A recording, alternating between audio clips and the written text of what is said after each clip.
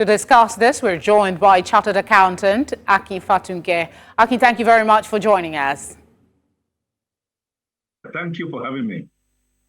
The presidency argues the New York Times portrayal is overly negative. Can you elaborate on specific data points or policy initiatives that suggest a more optimistic outlook for Nigeria's economic future? Perpetua, for me, it is not the politics of looking at the same subject and then doing what I think I have seen the presidency doing. I'm an economist, and economics is exact science. What are the facts on the ground? Macroeconomic indices are pointing downwards.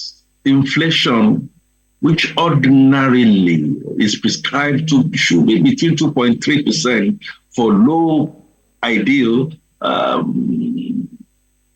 goes against the Nigerian targets of 6.9%.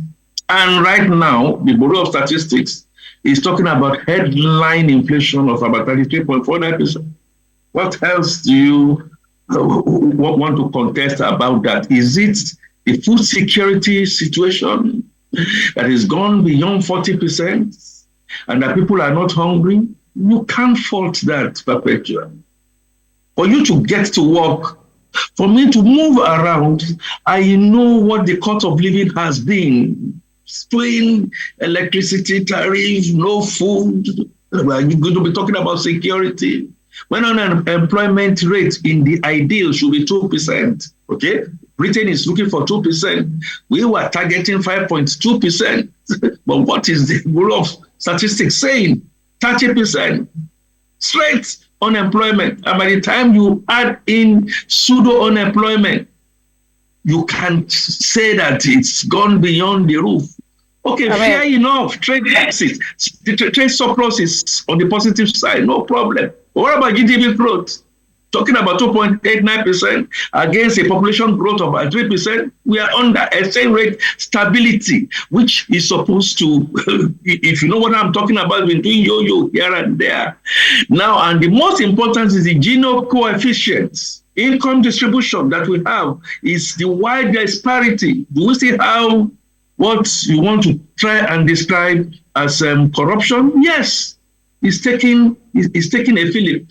Security, well, didn't start with this government, but the point now is what are you really doing about it? I asked for a more optimistic outlook, but you don't seem to have much optimism with any of the initiatives that have been put forward. Just a quick note, though. Perpetua did the report. I am anchoring. This is Felicity Akin. Okay, I want to ask you... Felicity, yes. Ending the fuel subsidy was a controversial decision. Were there alternative policy measures considered to address the economic crisis without such a significant immediate impact on citizens? Look, I tell you, not controversial. Needed, necessary. What became controversial is the implementation. Subsidy was virtually gone, by June. No appropriation for it, okay? But President Bola Tinubu decided that he had no choice but to just come in again to try and see how to rescue the situation. Were there things that needed to have been done? Yes. Are there things that can be done in 1 year? No. Even if it is for 6 months, we begin to see right steps forward. We didn't see. Rather, what we saw was the fact that everybody was looking at the federal and then leaving the states. We had more money going to the subnational levels, and then we are not seeing things the way they should see. And today, Perpetua, you and I know that we are in a quagmire of whether it is going to be minimum wage, whether it's going to be maximum wage and all that. And the fact that the Nigerian nation is not viable the way things are. Well, positively, we could say that will be lights at the end of the tunnel if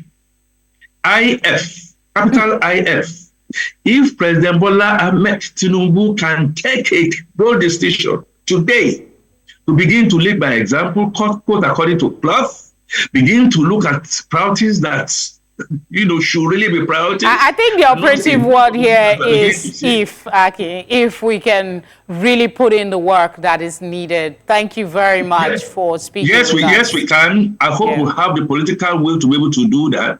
And then we need to restructure. That is the only way. Thank you very much, Aki.